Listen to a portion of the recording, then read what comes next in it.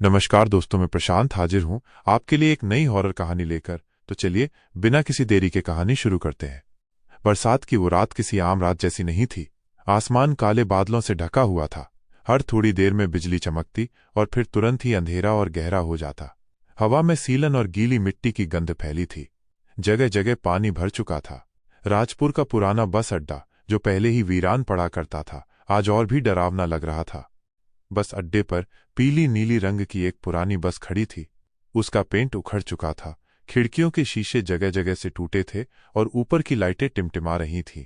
बारिश की बूंदें बस की छत से टपककर कीचड़ में गिर रही थीं। बस को देखकर ऐसा लगता था जैसे वो किसी कब्रिस्तान से उठकर आई हो। बस के शेड के नीचे कुछ यात्री खड़े थे। उनके चेहरे पर थकान थी, लेकिन इस वीरान माहौल में उनके मन में डर भी साफ झलक रहा था। तभी एक दुबला पतला आदमी, जिसकी कमर झुकी हुई थी और आंखें गहरी, आवाज लगाता है, चलो चलो, आखिरी बस है, दिल्ली जाने वाली, चढ़ जाओ सब। यात्रियों ने एक दूसरे को देखा और धीरे धीरे बस की तरफ बढ़े। कुल 6 लोग थे। 1 अरुण, लगभग 22 साल का युवक, कॉलेज का छात्र। उसके कंधे पर बैग और हाथ में किताबें थीं। उसका चेहरा मासूम था, लेकिन आंखों में बेचैनी थी। 2 प्रिया, 24 साल की युवती, अकेली यात्रा कर रही थी। उसकी आंखों में हल्का डर और रहस्यमयी चमक थी। 3 शर्मा जी, मोटे शरीर वाले सरकारी अफसर, हमेशा की तरह ब्रीफ के साथ लिए हुए। उनकी चाल में घमंड झलकता था। 4 रामलाल, लगभग 40 साल का किसान, सिर पर गमछा, चेहरे पर मेहनत की झुर्रियां। वह गांव से काम करके लौट रहा था। 5 एक बूढ़ी औरत, सफेद साड़ी में, बेहद दुबली पतली। उसका चेहरा झुर्रियों से भरा और आंखों में अजीब सी चमक थी। वो सबसे अलग और चुपचाप खड़ी थी। 6 ड्राइवर और कंडक्टर, दोनों के चेहरे पर अजीब सी कठोरता थी। जैसे ही सब बस में बैठे, ड्राइवर ने इंजन चालू किया। इंजन ने जोरदार आवाज की और फिर बस धीरे धीरे सड़क पर बढ़ चली। बस के अंदर हल्की सी रोशनी थी, जो बार बार टिमटिमा रही थी। सीटें पुरानी और गंदी थीं। खिड़कियों से पानी रिसकर अंदर आ रहा था। माहौल में अजीब सी ठंडक थी, मानो बस के अंदर कोई अनदेखी ताकत मौजूद हो। अरुण खिड़की से बाहर देख रहा था। सड़क पर कोहरा छाया था और हेडलाइट्स मुश्किल से रास्ता दिखा रही थीं। बारिश की बूंदें शीशे पर ऐसी बह रही थीं जैसे खून की धारियां। थोड़ी देर तक सब खामोश बैठे रहे। सिर्फ इंजन की घर घर और बारिश की आवाज गूंज रही थी। अचानक बस का टूटा हुआ रेडियो अपने आप चालू हो गया। उसमें से पुराने जमाने का गाना बजने लगा। प्रिया चौंक कर बोली, ये रेडियो तो टूटा हुआ है ना? कंडक्टर ने गले को साफ किया और बोला, हाँ हाँ, शायद तार जुड़ गया होगा। लेकिन अरुण की नजर रेडियो पर थी। उसने साफ देखा कि रेडियो की सुई टूटी हुई थी और तारें लटक रही थीं। ये गाना कहीं और से आ रहा था। बस अंधेरी सड़क पर धीरे धीरे बढ़ रही थी। बारिश अब और तेज हो चुकी थी।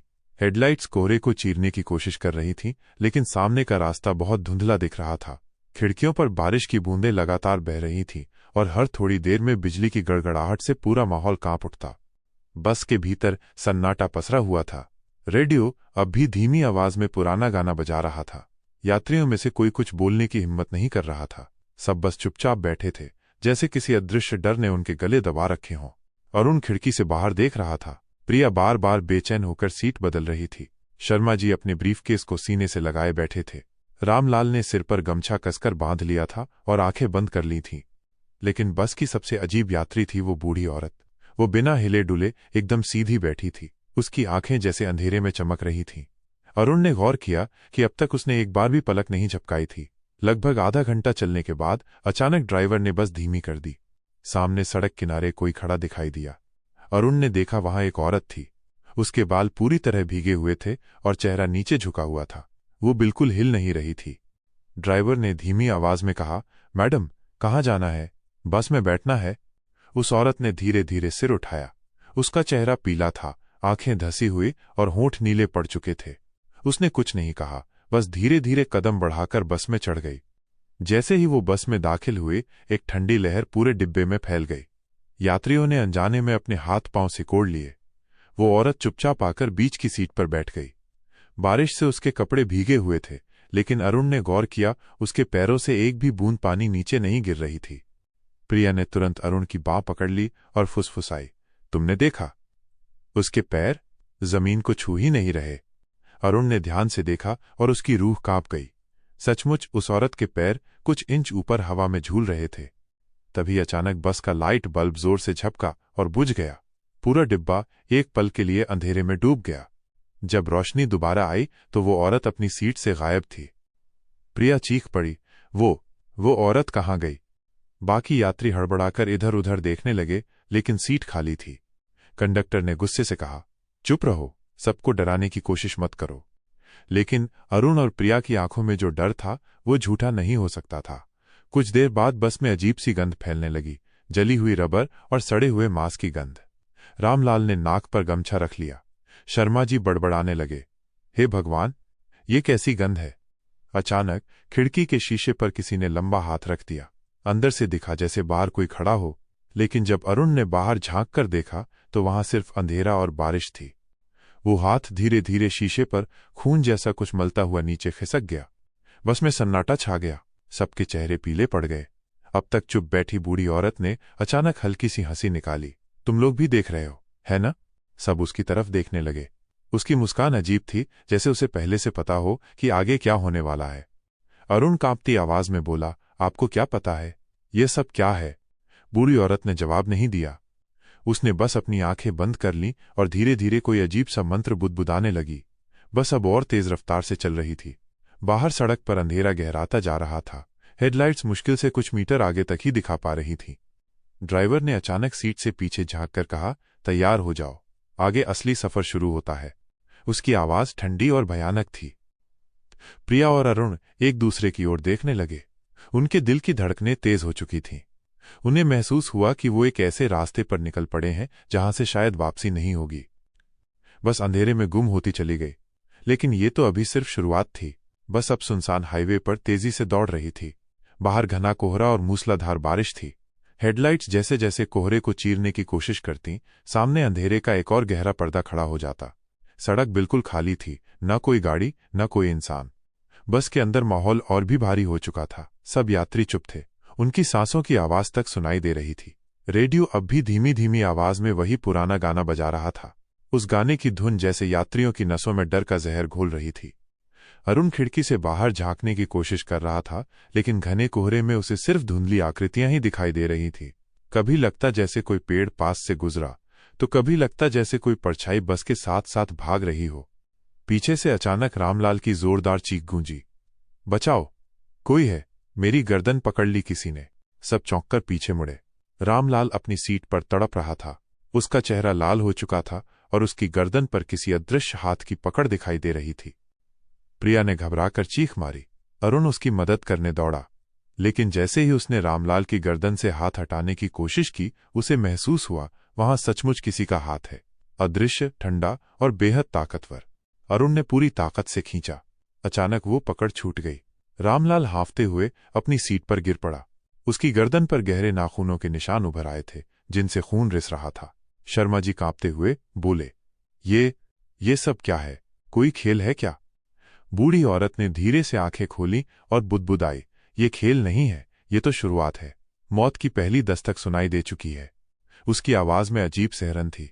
अचानक बस की खिड़की पर किसी ने जोर से थपकी मारी। सब उछल पड़े। बाहर अंधेरा और बारिश थी, लेकिन शीशे पर एक लंबी परछाई दिखाई दी, बिल्कुल इंसान जैसी, लेकिन चेहरा धुंधला। वो परछाई धीरे धीरे खिड़की पर सरकने लगी। उसके साथ ही शीशे पर खून जैसे लाल निशान उभरते गए। प्रिया कांपते हुए अरुण से चिपक गई। ये हमें मार डालेगी। अरुण ने उसे कसकर पकड़ लिया, लेकिन उसकी अपनी सांसें भी तेज हो चुकी थी। शर्मा जी ने घबराकर दरवाजा खोलने की कोशिश की। मुझे उतारो, मैं यहां नहीं बैठूंगा। लेकिन दरवाजा जैसे किसी ने बाहर से बंद कर रखा था। शर्मा जी ने पूरी ताकत लगाई, लेकिन दरवाजा हिला तक नहीं। अचानक एक अदृश्य ताकत ने उन्हें पीछे की ओर खींचा। वो चीखते हुए अपनी सीट से उठे और खिड़की की तरफ जा गिरे। सबके सामने उनकी गर्दन पर लंबी काली उंगलियों का निशान उभरा और फिर धड़ाम, खिड़की का शीशा टूट गया और शर्मा जी चीखते हुए बाहर खींच लिए गए। उनकी चीख धीरे धीरे बारिश और हवा में गुम हो गई। बस के अंदर सन्नाटा पसर गया। प्रिया अब पूरी तरह से टूट चुकी थी। उसकी आंखों से आंसू बहने लगे। हमें बचाओ, ये बस हमें खा जाएगी। अरुण ने उसे शांत करने की कोशिश की, लेकिन उसकी अपनी हालत भी खराब थी। उसके माथे पर पसीना था और हाथ कांप रहे थे। सबकी निगाहें अब बूढ़ी औरत पर टिक गईं। वो अब भी शांत बैठी थी। अचानक उसने हंसते हुए कहा, एक चला गया, अब बाकी की बारी है। अरुण ने गुस्से में चिल्लाकर पूछा, तुम्हें कैसे पता ये सब? औरत ने उसकी आंखों में झांकते हुए धीमी आवाज में कहा, क्योंकि मैं भी इसी बस की सवारियों में थी, सालों पहले। ये सुनते ही सबके रोंगटे खड़े हो गए। अब बस के अंदर ठंडी हवा बहने लगी, खिड़कियों से धुंध अंदर आने लगी, सीटों के बीच अजीब सी फुसफुसाहट गूंजने लगी, जैसे कई लोग एक साथ कुछ बोल रहे हों। अरुण ने गौर किया, दीवारों पर हाथों के निशान उभर रहे थे, जैसे कोई अदृश्य यात्री अब भी वहां बैठा हो। रामलाल, जो घायल हालत में पड़ा था, धीरे धीरे बेहोशी में चला गया। उसके होठों से सिर्फ एक शब्द निकला, भूत। बस अब एक अजीब गति से चल रही थी। ऐसा लग रहा था मानो ड्राइवर भी इंसान न हो। उसके हाथ स्टीयरिंग पर तो थे, लेकिन उसकी आंखें बिल्कुल खाली थीं। पुतलियों में कोई हरकत नहीं थी, सिर्फ सफेदी। अरुण ने घबराकर कंडक्टर से पूछा, ड्राइवर को क्या हुआ है? ये ऐसे क्यों चला रहा है? कंडक्टर ने बिना उसकी तरफ देखे धीमी आवाज में कहा, ये बस खुद चलती है, इंसान तो बस नाम के लिए बैठे हैं। उसकी बात सुनते ही अरुण के रोंगटे खड़े हो गए। प्रिया कांपते हुए अरुण का हाथ पकड़कर बोली, अरुण, ये सब आखिर हो क्या रहा है? ये बस, ये लोग और वो बूढ़ी औरत, सब कुछ अजीब है। अरुण कुछ जवाब नहीं दे पाया। उसकी आंखें उस बूढ़ी औरत पर टिक गई थीं, जो अब भी स्थिर बैठी थी, जैसे उसे सब पहले से पता हो। अरुण ने हिम्मत जुटाकर कहा, तुम सच बताओ, तुम कौन हो और ये सब पहले से तुम्हें कैसे पता था? औरत ने गहरी सांस ली और बोली, इस बस का नाम है मौत की सवारी। सालों पहले मैं भी एक साधारण यात्री थी। हम सब इसी तरह इस बस में बैठे थे और फिर कोई भी जिंदा नहीं बचा। उसकी आंखों में आंसू चमक उठे। मैं मरी नहीं, मुझे इस बस ने कैद कर लिया। मेरी आत्मा अब इस बस की एक सवारी है, और हर बार जब ये बस चलती है, नई आत्माएं इसमें फंस जाती हैं। प्रिया डर से सिहर गई। तो हम सब भी? औरत ने सिर झुका लिया। तुम सब अब इसकी अगली कहानी हो। जैसे ही ये बातें हो रही थीं, बस के अंदर का माहौल और भी बदल गया। सीटों पर बैठे यात्रियों की धुंधली परछाइयां दिखाई देने लगी।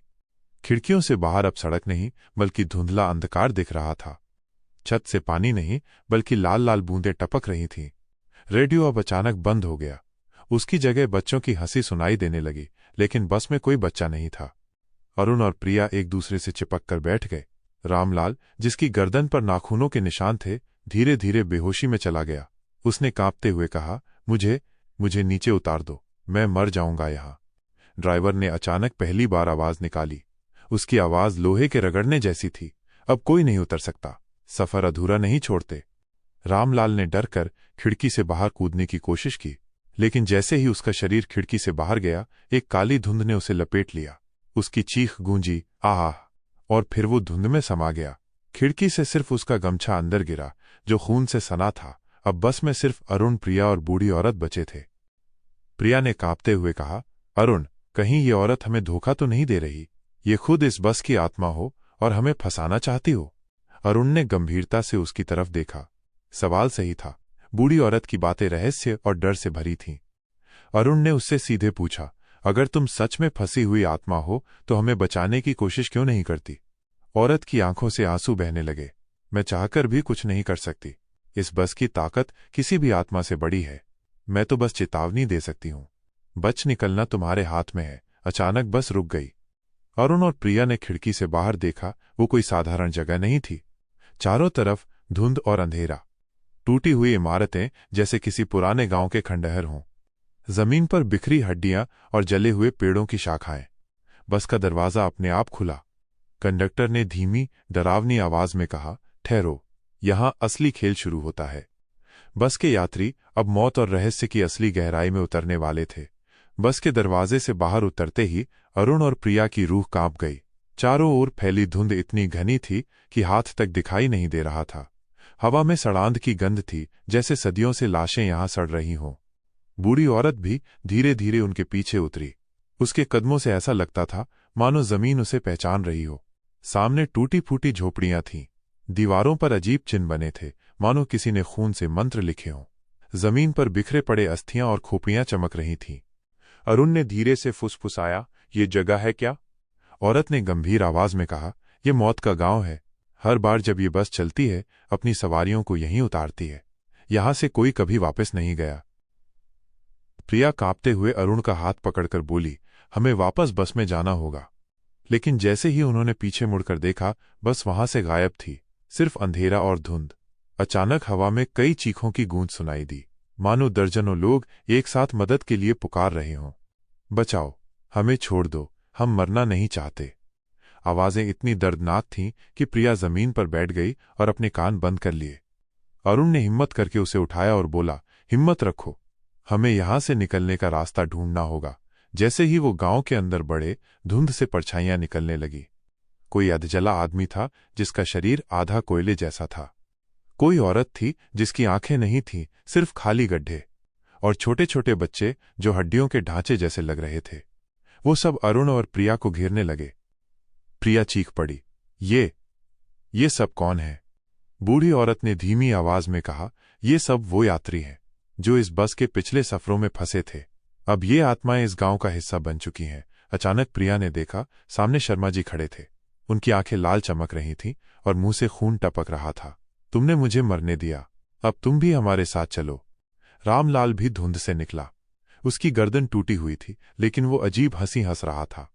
अरुण, अब भाग नहीं सकता, यहां सबको जगह मिलेगी। अरुण और प्रिया पीछे हटे, लेकिन परछाइयां और करीब आती जा रही थीं। गांव के बीचों बीच एक बड़ा काला कुआं था।